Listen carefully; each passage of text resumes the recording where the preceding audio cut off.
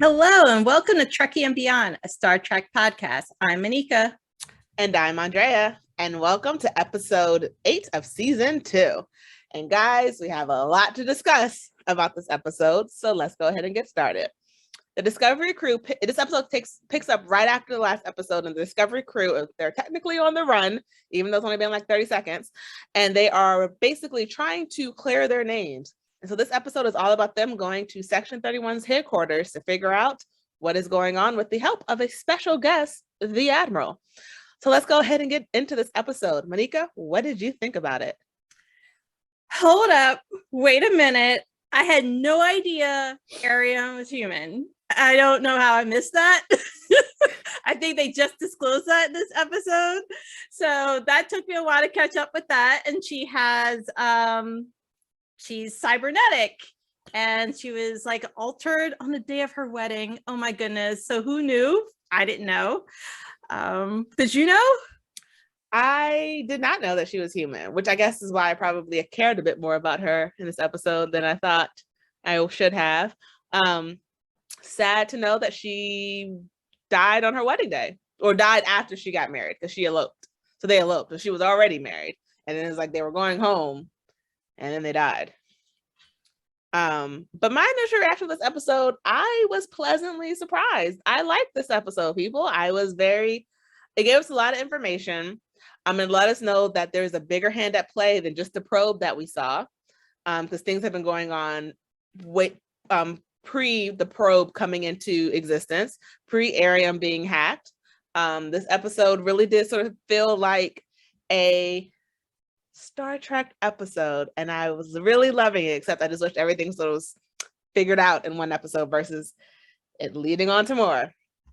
But let's go ahead and jump into it. I just really want to know what you thought about Spock and Michael's.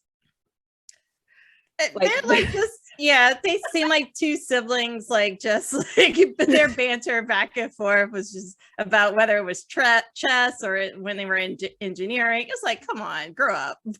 But like, that's what siblings do. Like, that's exactly what me and my brothers do. Like, we talk about and we harp and we talk about things that don't matter for what we're going through, but it's just like, I just want you to know that I'm better than you because I beat you in X, Y, and Z. Really, are we really going to talk about that? That doesn't matter anymore. It matters to me. Right. I thought it was cute. Right. And but then also talking about what they thought that their dad, Sarek, had taught them about chess and who learned more from him. And it was just that. I was going to say Spock won their verbal tete-a-tete. He won. Michael did not stand up against him. Spock was like, I'm gonna wipe the floor with you in this whole arena, and he did, and I loved every second of him. Oh, hello, Spock. I'm sorry, I'm fangirling over him. So let's go ahead back to the episode. So this episode starts with a special guest, the Admiral Cornwell, coming to Discovery, which is very interesting, seeing as the Discovery, they are enemies of Starfleet right now. So what did you initially think when you saw the Admiral come on to like the ship? I was confused, and I think I did not like the episode as much as you did. Because if they're on the run, I guess they reached out to her and connected with her so that she could find them. I don't know. I have mixed feelings about her. And that stems back from last season too. No, but you're right. I have mixed feelings about her too. And when I saw her come onto the ship, I was like, in what world is this smart? Like, why not have a conversation with her over hologram, over any other way but her being on the ship? Basically lead Starfleet directly to you. Right. Like, before you get the answers to what you're looking for. Like, and she's been known to make some bad decisions in the past. Just following her heart with Lorca and stuff like that. Hopefully she's learned from that. We're going to hope that she's learned from her past mistakes of following your heart, because you cannot do that. No, you can't, because you make stupid decisions. And we've seen a lot of people in Starfleet, when they make emotional decisions, make stupid decisions. And we need to stop that. Michael, I'm talking about you bringing Georgiou back from the Terran universe. I'm still not going to let that one go. But I did see a new technology, though, from Cornwell. It seems to be like a fancy lie detector. And she was interrogating Spock to find out more about his knowledge of the Red Angel and his escape from the psych ward.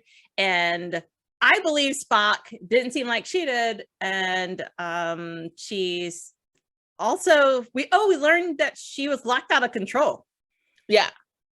Because to go back to the Spock part, she pointed out a flaw in that system because she believed that he believed he didn't do anything wrong, but not that he didn't actually do anything wrong. And so that goes to like the new piece of technology, it says what the person believes. And so if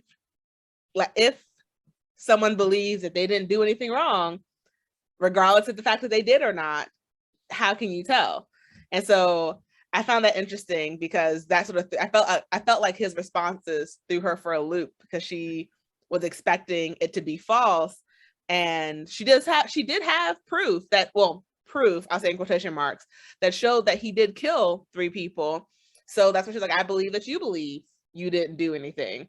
But I did like his little sass at her when she was saying, when you escaped from the psych ward, he's like, I didn't escape. I voluntarily committed myself. And when I realized they couldn't help me, I left. You can't escape when you were there voluntarily. I'm like, yes, right. Spock, tell her that she's wrong, baby. But because she's locked out of control, it leads to basically the whole thing about this episode of them heading to Section 31's headquarters. And that's the location of where the data that was basically stolen from Starfleet was sent. And right now, everyone still believes that it was Ash who did it. Even though we don't see him in this episode, at least I don't remember seeing him physically in this episode. Michael goes on record saying, I trust him. And I'm just like, honey, you can believe, but honey, you and Ash have a very rough history. Do you really want to go on record and saying you trust this guy? Especially, you know that Section 31 has this technology that could make him a spy all over again and not realize it. Yeah, well, also, if she really trusted him, she would have told Pike, she would have shared more with Pike about Ash. And at first, when Pike asked her, she was like, oh, it's complicated. I'll share it later. That means that means not on up and up. That means you trust that I think I know what I'm doing, but if I tell you the truth, you're going to be like, you're crazy. That's what that means. When Michael and Spock are playing chess, Spock sort of makes her come out of her shell a bit when it comes to how she thinks, because she's thinking laterally, and she's calling him out, saying that everything that he's doing playing chess is wrong. And Spock is like, is it wrong, or are you just not expecting my move? Am I wrong, or are you just assuming you know what I'm going to do and you just don't know how to accept that? And then we see how Spock interacts with Paul and how they have this little conversation, and where Spock helps Paul sort of understand his connection with Hugh and understand that, hey, Hugh didn't leave maybe because he doesn't like you anymore. Maybe he left because he doesn't like himself and he can't be with you. And then I just like this episode, partly because of Spock and partly because of what we were supposed to learn in this episode, that there was a lot of other people at the forefront than just Michael Burnham. And how did you feel about that, about those scenes? Yeah, I appreciate that. I see these types of things happening, especially on a ship where there's confined spaces and folks are sharing rumors. Because at first I was thinking, how does Spock know what's going on between Hugh and Paul? But anytime you have a small group of people confined to one place, they share rumors. There's rumors all sorts all over the place. So I'm sure he found out somewhere or another, and there's whispers. But it's interesting how Spock picked up on that and dropped that.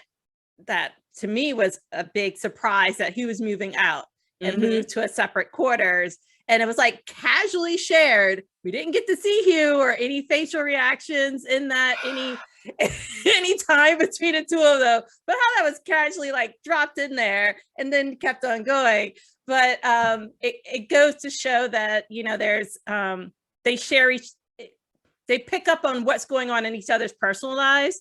I do also remember there's I guess folks dating each other from the Harry Mudd episode where he's like, and they were having a party. So they seem to have like lots of fun with each other. And it's kind of cool to see this other, I guess, interaction in which not only chess, but some other games that Tilly was playing with Arium and some of the other folks from the bridge. So that was cool. Yeah, I definitely loved all of their conversations. And we see that Arium has to weekly purge her memories.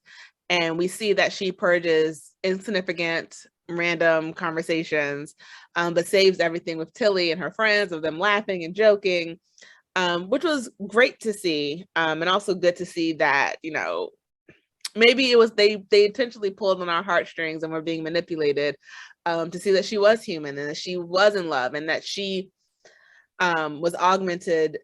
And I wonder, like, they didn't explain, like, was she augmented against her will? Like, was she already part of Starfleet and she had signed up for this? Or, like, did they do that to save her life? Because we can see that we don't see any part of her that's still human. Everything that we see of her, we don't see any human skin, any flesh. We see it's literally just like a robot, a AI. So makes me wonder, because we see other Starfleet people who have like augmentations that just sort of added to themselves, but with Arium they like pulled on the heartstrings, like, no, she was fully human and she died horribly, or her husband died horribly, and she's alive, but is she really alive? It was just a lot, and I like that we got to see a different side, even got to see a different side of Tilly and the deck crew hanging out without them always almost dying, you know, or just eating lunch in the mess hall. One of the big conversations that I saw in this episode between Spock and Michael was when Spock called out Michael for assuming everything was about her and basically putting her in her place, saying, this isn't about you. Stop trying to make this seem about you. Stop trying to fix something that I never asked you to fix. And it seems like Michael's trying to, I will say this was a very low blow for a brother to tell a sister. But basically saying, your parents died. What could you have done? And you try to say like you're going to avenge them, but what could you have done? It wasn't your fault that they died. And it was like, your words are right, but your tone is wrong. Right. Like, you think the extremists were after us because of you, but I'm half human and you negated that. You think something about the Red Angel has to do with you, but it came to me. It showed me the vision, not you. You think you have to save, like, you think you should have been able to save your parents from full-grown Klingons. You were locked in the closet. What were you going to do?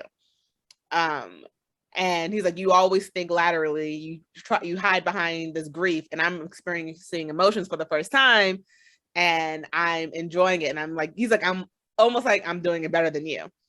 And I just thought that was a very interesting argument, because for this instance, Spock was acting more human than Michael was.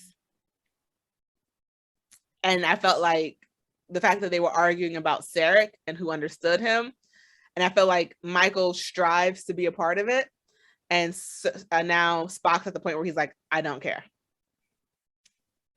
And I don't think that sits right with her, because he's not worried about doing things his father's way. And all Michael can say is like, you're not doing it the way your father taught us. You're not playing chess the way that we learned. And Spock is like, does it matter? See, I didn't like that banter, because I kept thinking, well, Spock, you brought her back into this. She had moved on. She was not talking to you. You were talking to each other. So he reached out to her. He could have reached out to Amanda or Sarek or someone else, but he chose to loop her back in. I also felt like those were some comeback lines that maybe he had a chance to think about, like that where he was holding in for such a long time after the whole you're weird half-breed kind of thing. And so he was just letting out his frustration and trying to get under her skin as well. It's a sibling thing. But I think he knew only Michael would have been capable of getting him to where he needed. And I honestly believe if anyone else could have been capable, because he knew his father was not going to break the rules. And he saw what happened when he went to his mother. She just locked him in the cave and didn't have the ability to get him. And I feel like if his mother had the ability to get him to Talos because like, did he reach out to Michael, or did Michael find clues and take him there? Because it seemed I thought he said that he had planned for her to help him. Like that was part of the plan. Yeah, there was some way in which he was reaching out to her. He had left clues for her. I didn't see it as a way of because he wanted it to be her. I feel like if Pike could have been the one to understand their history, because he said in the last episode, it was only because of our shared history that I reached out to you. And so I feel like if Pike could have understood the clues, he probably would have left them for him. Like I feel like it was just because she was the only person who would understand it, not because he necessarily cared that it was her. That's how I viewed it. Because he when the Admiral was like, you know, this is your sister, and he's like, not by blood. Yeah. And Michael felt a little hurt by that, and it was just like, oh, Michael, I don't know. Maybe it's just because I'm a Spock simp that I just don't see him doing anything wrong. And but like he was right though. His mom's human and he's half human. They wouldn't have liked him regardless of the fact if she was there or not. And I think he sort of showed her, and she didn't like it, that the world didn't revolve around her. Like, but what we don't know though is if the extremists attacked them or threatened them in any sort of way prior to Michael. Did that all start after Michael's arrival? We're not exactly sure of all of those details. Oh, yeah, no, we're definitely not sure of all those details, but his mom is human and he is half human, and he's what the extremists hate. So it was wrong of her. I think I feel like he was trying to tell her, like, you're not the only reason. Like it would be different if Amanda was like his stepmom and he was full Vulcan, you know? But like he was still what the extremists didn't like. So I don't know. We need more information to go further into this discussion. Oh, there's so many different avenues that you can take with this show. A prequel to this prequel. So the Discovery is a prequel to the original series, and we need a prequel to this. But like I said, I am a Spock simp, so this could definitely just be because I love everything about Spock and he can do no wrong in my mind. Okay, guys, we're in the second half of episode 9, and let's get into the whole meat of this episode because we could talk forever about everything that just happened. So the first part I want to start on is we see Ariam sort of maneuvering more around the ship than we have ever done. And we see that there's someone who's a little bit suspicious of Ariam. It's the security chief from the Enterprise, if I'm not mistaken, correct? Nahan? No. And I was sort of just like pumping my fist in the air, like, yes, someone noticed that something's wrong. And then Ariam does a little slip up of the tongue, and I realized, okay, this does not look good for the security chief. We can't lose another one. We just got her. When Ariam asks her, so those augmentations on your face, it's because, you know, it helps you breathe our atmosphere. I was like, oh, okay, you're gonna die. Okay. Like Ariam's basically just trying to make sure she knows how to kill you. Okay. But we see that security chief has been following Ariam around a lot more in this episode because it's her job to figure out what's going on, who's doing what, who's the real spy. And so that makes me believe that she doesn't believe it's Ash. Because if she believed it was Ash, like everyone accepted it was, she wouldn't be looking for another culprit. So did you see anything of interest or anything like that during that scene? I thought, though, the way she was looking over the corners towards Ariam sometimes, I thought, like, that's kind of obvious. I thought it was a little bad acting there. But I'm glad that she was moving around there. But I was thinking, is it better for her to keep up on Ariam or to continue the research to figure out what's going on with Section 31 in these mines, which we'll talk about in a bit, but there was a lot of other things going on. And so I was kind of torn about her following Arian, but I'm glad she did in the end. Yes. But well, I cried, but we'll talk about that as we get there later. So also in this episode, as we mentioned earlier in the first half of this episode, that the Admiral Cornwell was onto the ship and she interviewed Spock. And we mentioned that she believed that Spock believed that he didn't kill those three scientists. And from the last episode, we all saw that Spock didn't kill them. He just did the Vulcan nerve pinch and like they went night night, sleep tight, don't let the big bugs bite. And she has a video of Spock decimating basically the doctor and the two guards. And I love Pike because Pike has visual proof. He can see a video that has not been doctored, that has come directly from the source. And he's like, that's not my man. That's not Spock. And I'm like, Pike, you are a ride or die, and I respect you. Even I felt like he believed in Spock more than Michael did. Yeah. And I feel like that's also a sibling thing because siblings know what their siblings are capable of.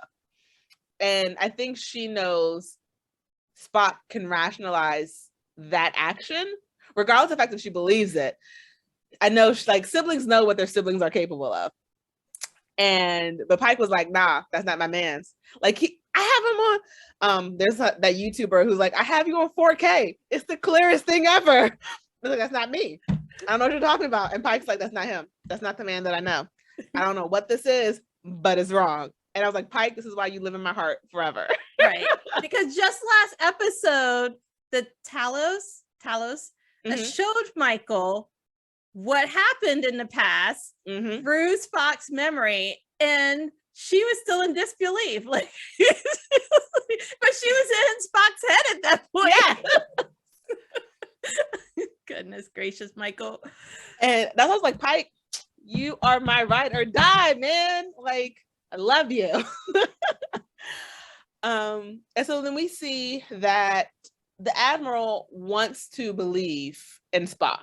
I feel like she wants to, but she also understands that she can't just accept his word for it. Like, right. Because there's so much evidence against him. Right. And on paper, I like that she's like this because we don't need another Lorca situation. We don't need her making another emotional decision.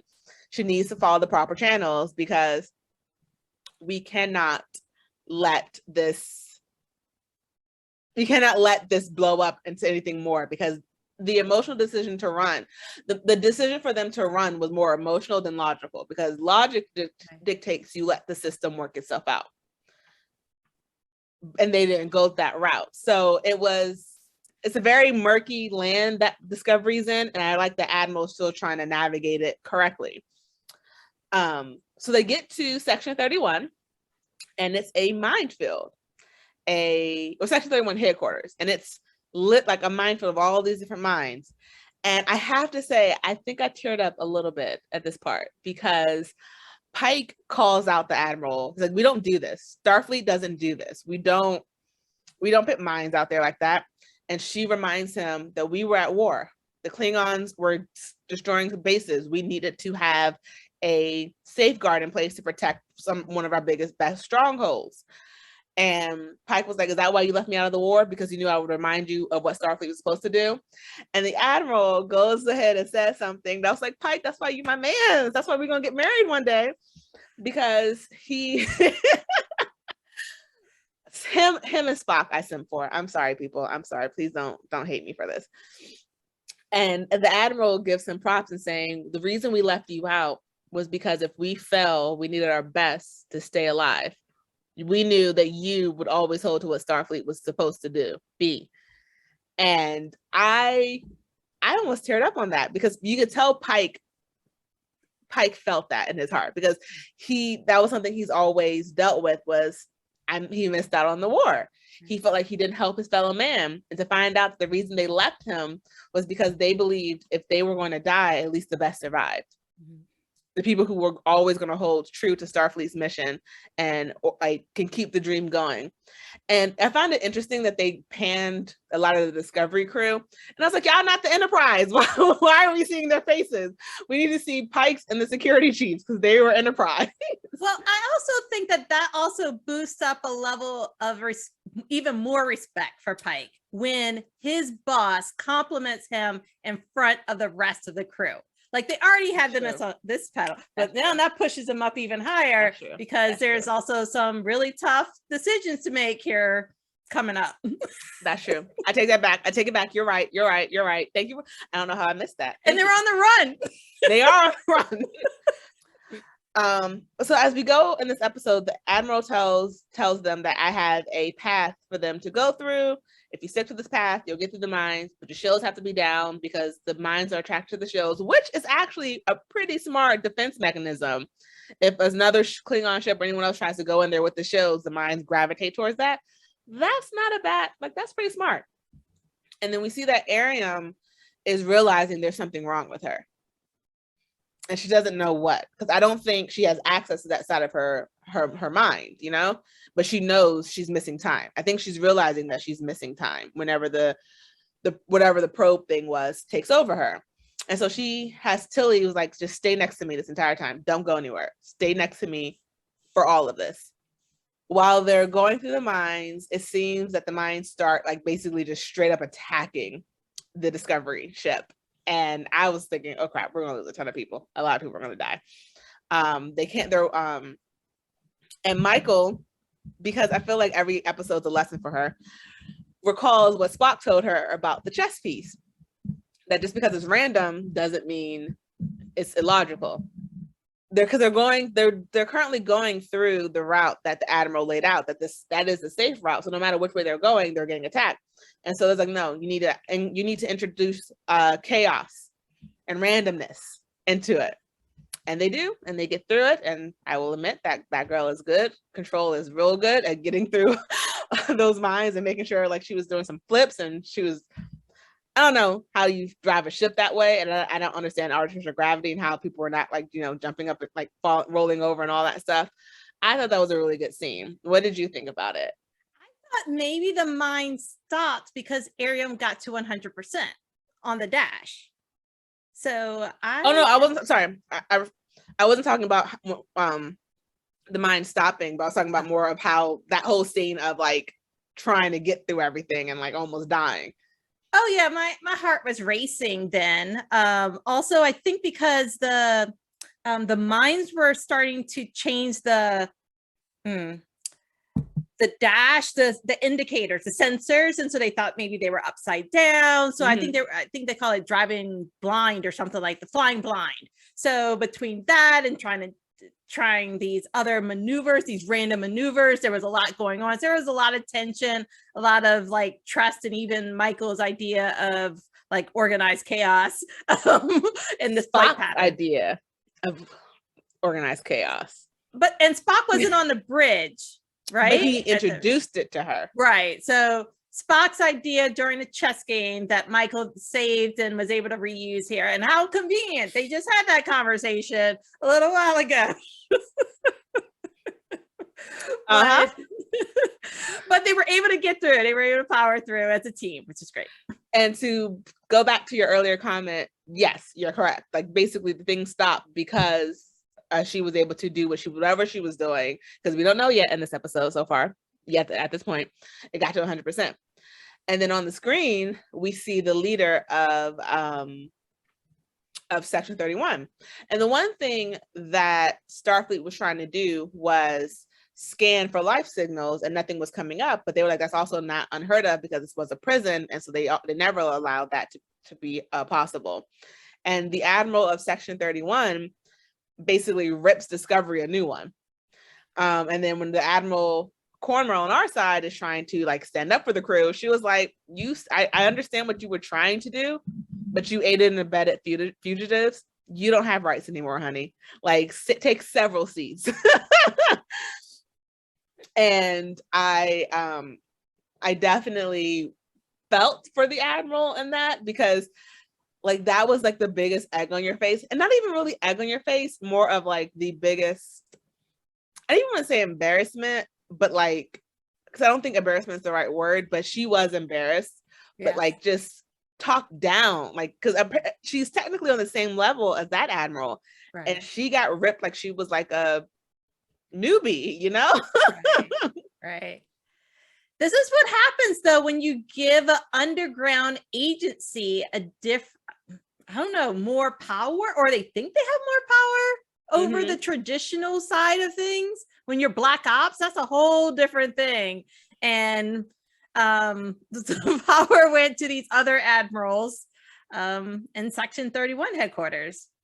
Starfleet realizes, or Discovery realizes, that they need to make a plan. They need to get on, they still need to get on Section 31 headquarters. They need to get the control of control because they're locked out of it. And that because the warp drive is fried, because of the mines, that they need the spore drive ready to go. And it's just like a basic whole cluster F of everything needs to happen at one time, you know? Right. Oh, and Starfleet wasn't answering their hails, their calls. Yes. So they were getting no additional help, resources. They were out on their own in Section 31's backyard. Which is not a good place to be because everything is redacted there. Right. And who knows what other booby traps they have set up there. And so we see that Michael, Ariam, and Chief Security Officer Nan volunteered to go. And the only reason the security chief volunteered to go was because Ariam was going and she didn't trust her. But she also made the mistake that I feel like every person makes in these tropes when it's like someone believes someone is guilty. You don't tell someone else. Like, tell someone, communicate, because if you're wrong, you're wrong. Right.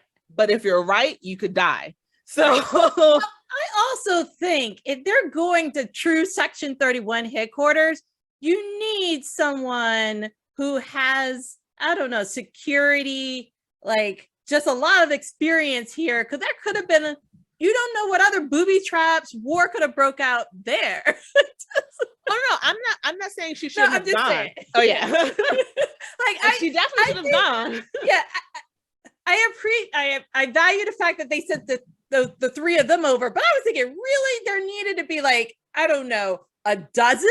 There needed to be like a full force of Discovery going over there to basically take their power away from them to really enact this mutiny. You just can't send three. But we do see that they get over to the ship, they get onto the location that they're supposed to go. And then as they're walking down this dark corridor, we get the jump scare of a body floating in midair, like, ah, and it's one of the admirals, I believe. Yeah. And it's around this, so then like after this security officer is able to get the atmosphere restored and they take down their helmets and they start like turning over the bodies and see what's going on, they see the body of the admiral that's the one who reamed out Admiral Cornwell, and she's been dead for 2 weeks. So who was it that spoke to the admiral? And this goes back to everything else that Starfleet knows that is now alive. So I got to give props to Saru, because Saru was able to detect that what they saw was a hologram and it wasn't really the admiral, because her temperature didn't change when she was angry, angry at being talked back to. And then they run that same scenario over the fight with Spock. And they find out that body that they see there is a hologram. And so it lets you know that there's a bigger force at play, because we know Ariam has been basically hacked for 3 episodes since the time warp episode. But Spock was on the run for killing those 3 doctors prior to that. So we don't know what else is at play or what other systems are malfunctioning or not malfunctioning, that's hacked besides Ariam in this timeline. Right. We don't know. And so now they're trying to figure out what's going on. And Tilly, the heart of the show, realizes it's Ariam. And I will be honest, I don't really realize how she realized it was Ariam. Did you pick up on how she? Because I will say, I know that Ariam told her to stay next to her the entire time, and then when something happened, Ariam told her to go away, which technically made sense because Tilly could have been needed at her station. Did you figure out how Tilly figured out it was Ariam?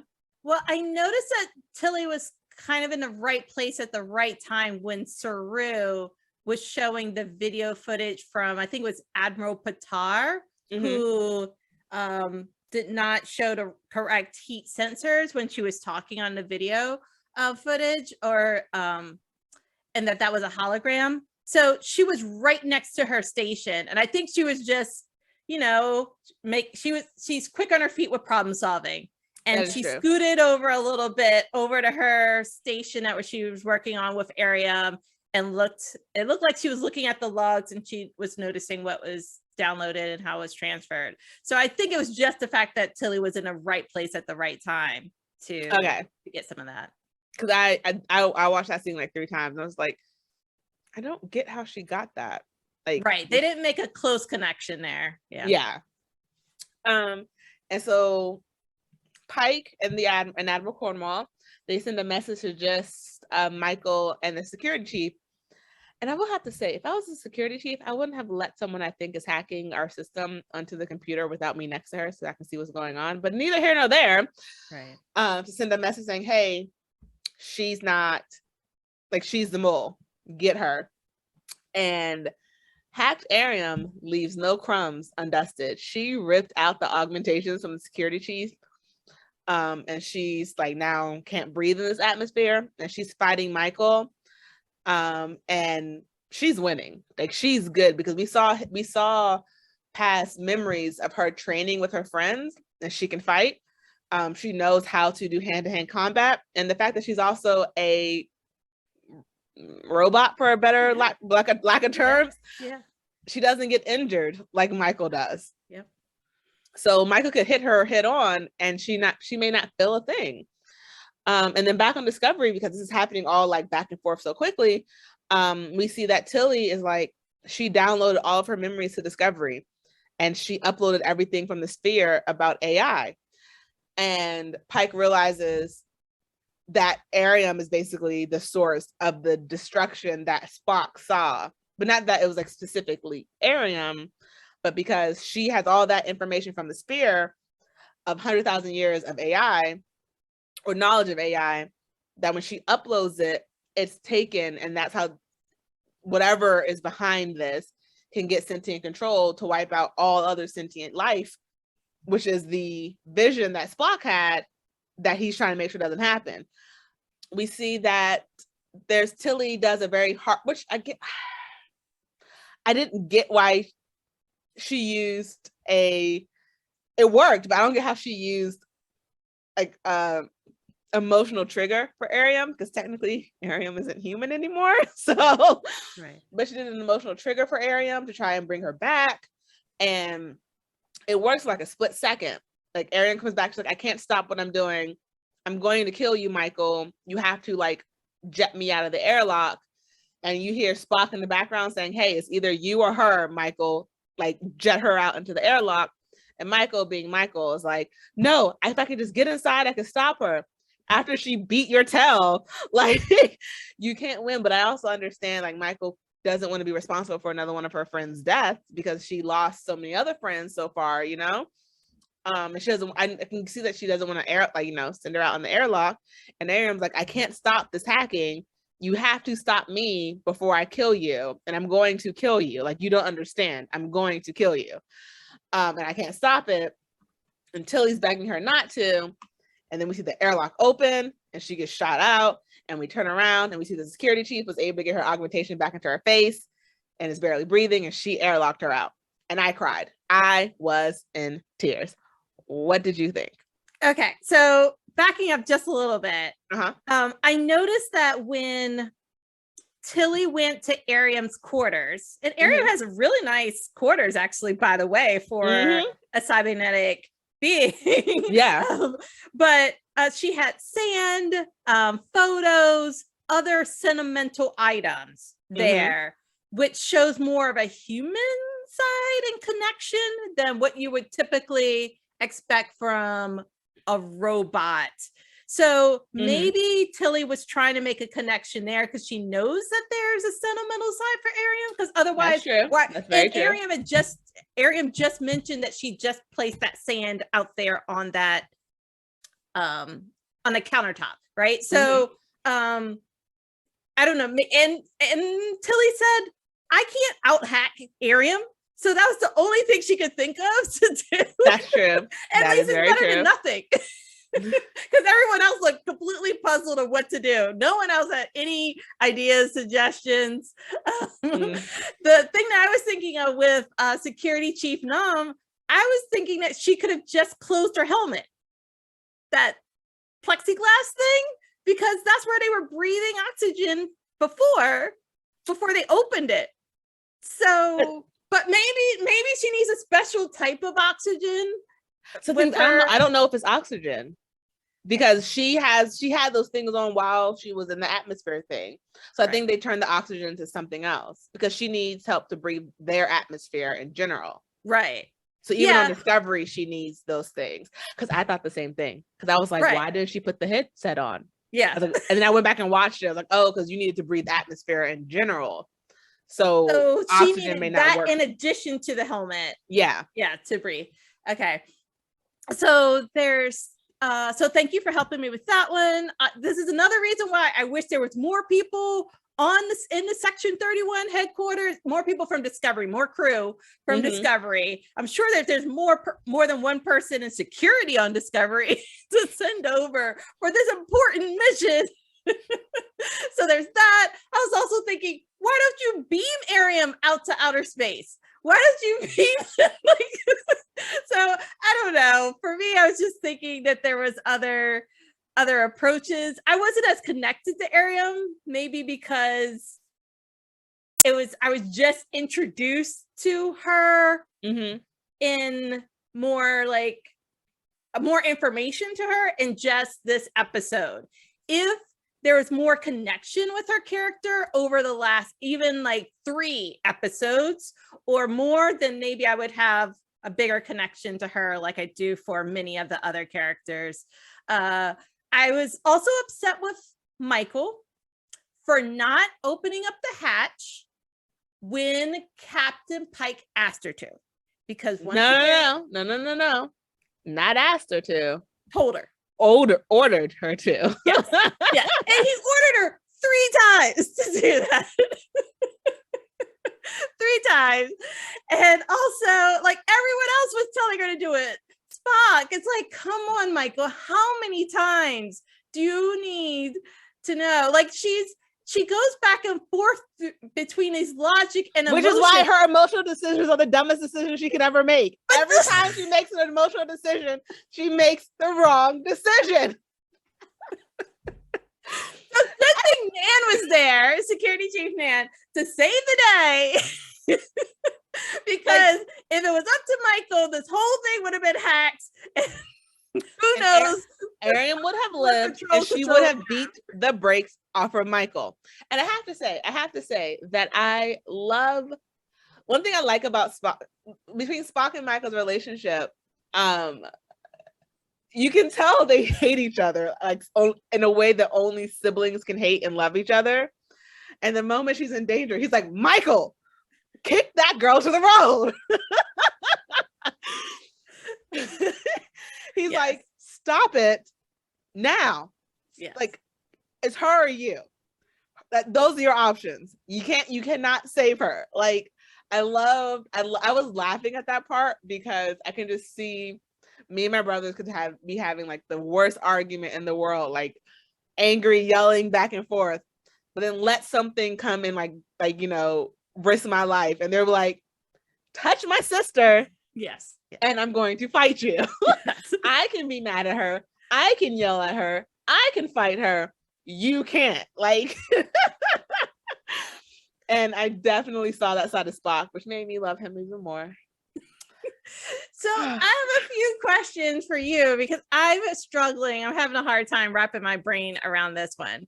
Okay. So in the last episode, episode 8, there was an opening scene with Leland and Giorgio talking to these 4 admirals from Section 31.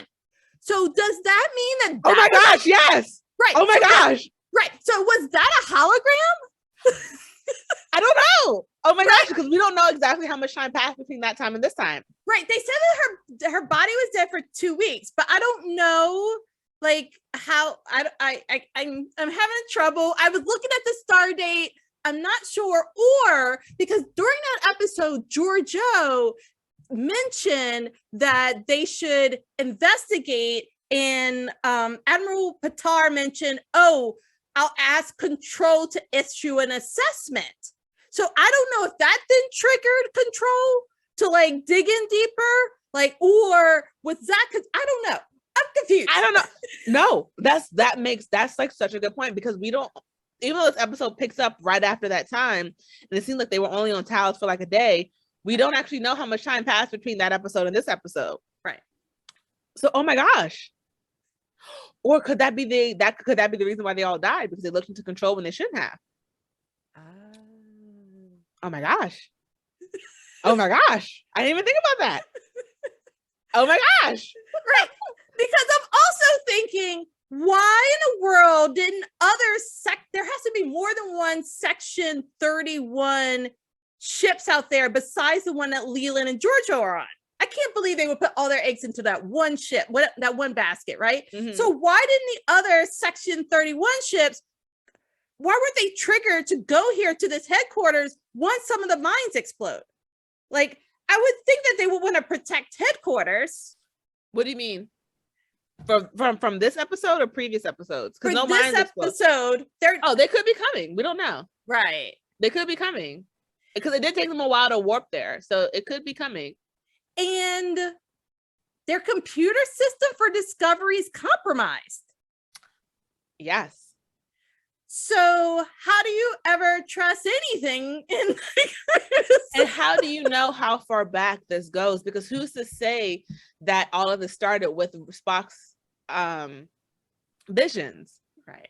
Like, whoever is already hacking them hacked those videos of Spock killing those guards before Arium was ever hacked, before the pod was sent and came back. So, like, how deep, like, what do they have to destroy? Like, who's controlling the thing that wants to kill? And I really want to know who the Red Angel is, and a part of me wants to Google it, but I'm not going to. I'm going to stay strong. Right. And I guess as part of this project, the title of this episode, Project Daedalus? Yes. So at the end, Arium mentioned this project. And so she tells Michael to find Project Daedalus. Right. Or Daedalus. And that some of this is centered around Michael. Which, again, I'm annoyed of. So plot thickens. They leave us again with like, I'm fine with her being the captain. I'm fine with her being like the main cast member. But I'm exhausted with her being the answer to everything. I don't know. I don't like it when they end the episodes with like the title of the chapter that leaves us hanging for another week. Yes. Oh, goodness gracious. But they have me hooked. What can I say? Oh, so I'm confused if other people want to chime in and tell me, like, help me have closure here regarding Giorgio, Leland, Control, who's in control of Control. Maybe there's no control of Control. It's just all AI now at this point. Woo. And we see that I'm actually quite surprised that Arium died out in airlock because she doesn't breathe oxygen. Which, wait, does she? Yes. Yes. But why? I think, well, she's part human, so she has to have oxygen. But what part? I don't know, but she had that plastic helmet thing yeah, on. Which so that meant that she had to, otherwise she wouldn't have had. But it also means her brain is mechanical because she can erase memories. She can't keep everything stored in her drive. So she's emotionally human, but physically not. Because I didn't understand that. I didn't understand because if she downloaded all of her memories off of her brain, off of her storage, because she told Tilly that every week she has to erase memories to keep because she doesn't have enough storage for everything. Right. So does she need to breathe oxygen? Because I don't know if that's how much of a cybernetic thing is she? I don't know. Then they should have beamed her to a cell. I guess they thought that would be her death. I thought they were going to shoot around, hope she has some mind and blow her up. That's what I thought was going to happen. And then like she died, quote unquote, died. And I didn't get that because she's a cybernetic thing that is not human, or at least doesn't have a human brain, because she has to remove memories to save room, which I think that's a flaw in the design, because who's to say, like, what if she can't learn? Neither here nor there. We're not gonna go down that rabbit hole right now, but I was wondering if Control could save her, like, so because they need her or they needed her. Whew, that's crazy. And now also Discovery needs repairs because of all of the mind damage. And Jet is not there with duct tape to help them. All of these other repairs. We can't count on Paul. He's shocking himself. Well, Spock is there, and Spock did help Paul, and Spock is. I hope they become friends. I hope Paul and Spock become friends. I think that they would be really fun friends. Yeah, Spock is like strictly friends, like nothing else. I feel like they would be, because Paul is at the super animated, hyperactive scientist, and Spock is like, take a chill pill and figure this out. And then like Paul's like, oh yeah, you're right. And I don't know. I like them. I like that little back and forth that they had. I think they'd be good friends. I can see that. And I also think that Paul needs someone to talk to through this time that he's going through. And I think that now that Spock is really trying to embrace his humanness, with that, I'm liking that Spock is like, I'm emoting for the first time and I'm loving it. To the point where he knocked over the chessboard. Yep. So we covered a lot of ground here. Yeah, because there was a lot that happened in this episode, and I feel like I keep saying this, and in the next episode, I'm always let down. But I feel like we're getting back to the action-packed Star Trek show that I grew up loving. Thank you for joining us today. And as always, I'm Andrea. And I'm Monica. And live long and prosper.